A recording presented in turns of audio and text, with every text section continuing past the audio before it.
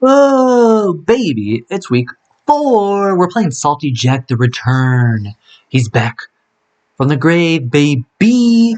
And he's got the broken version of what I tried to draft last season. So last season I had Speed Boost Blaziken, Finny, and regular Garchomp. He has a Mega Garchomp here. But then the rest of his team just obliterates mine. So, I mean, notably, no, there's no Jirachi here. But he's top heavy as hell. It's these 6, a Jirachi, then Roselia, Stunfisk, Munchlax, and I was like, fucking Munchlax could come in this game. Goddamn Roselia could come in this game. Like, I'm in a rough spot here. If you haven't noticed, like, I don't actually have anything for Blaziken. My Blaziken answers are like maybe Mega Gara, but he has a Regieleki, and I don't have like enough coverage. He has a Kartana, which is probably just like Scarfed. So like, I can't really even set up with Mega Gara. It'd have to be some sort of weird, like maybe subset, like Power Whip, Crunch, Waterfall. Like, it's still not good. I Poliwrath to handle Blaziken a little bit, but he has a Finny right freaking there. I have a Regirock.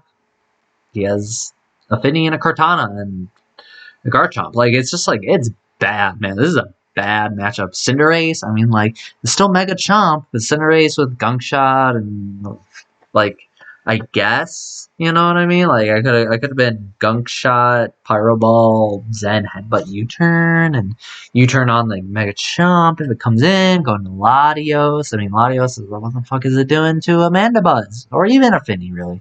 I'd run Thunderbolt. Whatever, it's a terrible matchup. I'm just gonna do my best here. And he's in a great spot. So I'm gonna lead Latios. He's gonna go Regieleki, set up a light screen as I Draco Meteor, and it does a lot, but I'm like minus Vidab. He's got a light screen up. He's gonna go into Chumpster, and I go into Shaman. I think I'm like speedy HP. He gets rocks up. I have nothing to get rid of those fucking rocks. I leave Seed. He has Fire Fang. It does like half damage. What the fuck? I'm getting some health back. I don't remember this battle, dude. So I go into Kangaskhan because I'm like, okay, here's where like Mandibuzz comes. He just goes into Blaziken. I mean, the light screen's up. He protects. I'm like, fucking, I roar like a god move. He goes into cart. The hell do I do in the cart? Sacred Swords me. It does 600 damage. I wish like. And protect, figure out like what freaking item he is he Scarf, or like what's happening here. I probably go into like Nidoqueen. I go into Coco, I guess. I think he goes like, okay, Sacred Swords, it does a decent amount. I'm not Calcan, I don't know what he is. I click Thunderbolt here and I kill the Regieleki. I'm not getting 6-0, baby. Now he goes into Finny, and here I was like, okay, I died to a Scarf movement. So here's kind of the thing here. If he, like, letting Coco go down loses me the game pretty much on the spot. So I was just like, well, this thing must be like Wakan or whatever. I don't remember if I had like Volt Switch and I clicked that. I don't think I clicked Thunderbolt there. I might just had U-turn, and I might just clicked U-turn. Scarf should have occurred to me, but the fact that like I was just gonna U-turn there, like, they wouldn't have done anything because it's a U-turn. It does no damage. So the fact that if he was Wakan, it's just kind of whatever. But if he's Scarfed, obviously, it's a huge issue. So I mean, like, the boldness to go into Nidoqueen there is a little crazy. I maybe could have sacked Shaman. I don't know, but like letting Coco there, like, it's basically a guaranteed loss now. Because like Mandy's a huge issue. This thing, I mean, this thing's still messing me up. I lose ability to hit Garchomp. And then, of course, I can't get my +1 defense on Drifblim and try to figure something out there. You didn't see that. So I go into Nidoqueen, I'm like, well, he's Scarfed, whatever, cool. I can click Ice Beam, I can click Toxic, I can click Super Fang. I don't even remember what I have. I don't care. So here's my god play. I go into Drifblim, right? He's going to knock off my Electric Seed. So now I have Unburden. I'm back in a baby Strength Sap. Look how much damage Strength Sap does. And he crits me. Like, that probably wasn't. I mean, well, like, he did 66, which means that. Oh no, okay. Well, here's the thing. I lived that hit because he's -1 attack now. So it's not about like the roll or anything. But what do I do after that? I mean, like, now the fact that he's just in Mandibuzz is like annoying as hell. Like I could have gotten more turns of damage off this thing. I could have thunderbolted. I probably should have been like I don't know the move. I mean I don't know how much that knockoff would have done. I mean it definitely would have done 43. It would have done 1.5 less. I mean does it technically do half? Like would it have done 33? Would I have 13 HP left? 13%. Like I don't know. I don't think I could have strength sapped myself out of range of the second one. He could have like roosted. Toxic wasn't doing that much where it really mattered. It's just annoying. Like, well, okay, fuck that. I'm going to go Kangaskhan, I guess. Just seismic toss this thing. He's eject button. Fucking sure, why not? He goes to Blaziken. There's no predictions to me. He goes combats me. Fucking.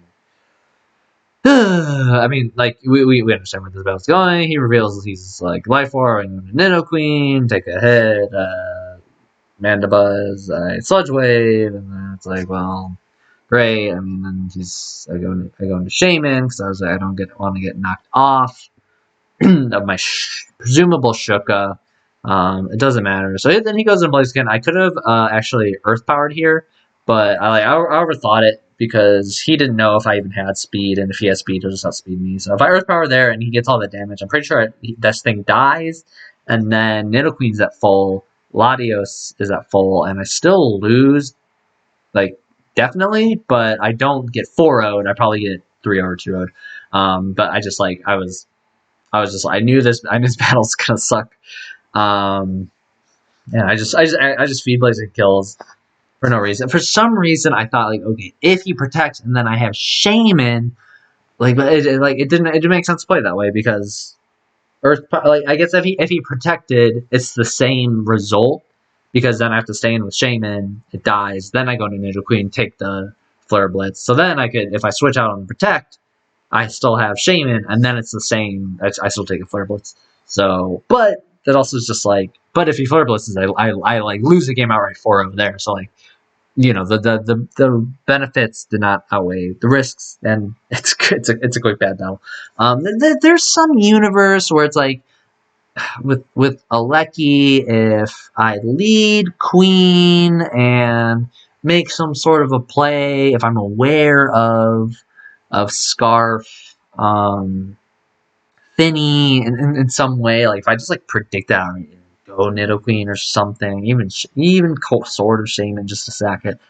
I think this wasn't an outright loss. But I certainly didn't play it well enough, and I just click buttons. I mean, it's fine. So I mean, I basically just have to hope to never play Salty. He's got the team I wish I had last season. I don't know what it is. I don't know if like the Cart Mandy is like the pulling this team together. It's really weird. It's a really weird team. He has a Jirachi that didn't come, but I mean, it's obviously working for him. He goes 4-0 here, I believe. There's early battles out of order that were happening behind the scenes, but I go 3-0 to 3-1. I think he goes to 4-0. I mean that implies there was another battle that he lost at some point. Obviously, if I'm confused on how undefeated he is, but I mean, well played and well prepped on his part. I mean, like he didn't have to do too much, but like not throwing is a skill. Like I kind of think about that. Like a couple of these battles, right? Like Luke's didn't like misplay around the Gyaro, but I don't think he built for it as well as he could have. Like that Virizion could have definitely handled Gyaro a lot better. And then for Team Knots, when with the Gyaro sweep that I got against him, like he like hindsight misplayed it, and it was really like a 50-50. But I think him having a Scizor in to let me start setting up in the first place was like a hindsight like kind of throw. Like he could have played that differently and kind of ensured he won. So like when that happens, my opponent makes a suboptimal play and I win as a result.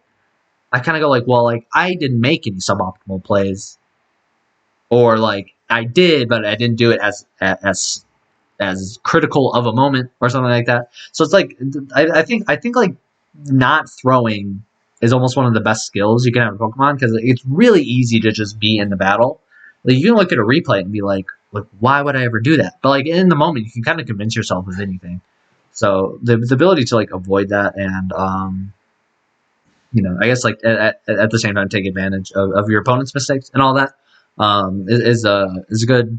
skill. Like it's a skill. So like the fact that Salty didn't like bring something crazy, like my matchup's so good, I'm like I could bring this because like his only answer to Garchomp is Shuka, Nidoqueen. So I'm gonna run like Scale Shot, Aqua Tail, and then he tries to Scale Shot on something he shouldn't even do it. He misses, and I get a huge dent on Chomp. You know what I mean? It's just like stuff like that. Like not doing it is I think important. So obviously Salty had a huge matchup advantage, but I didn't do anything special to try to get through it. And he prepped and played solid. So props to him.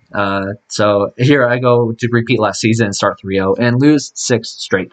I think I'm like 3-1, like +2 or something. Like so it's not good.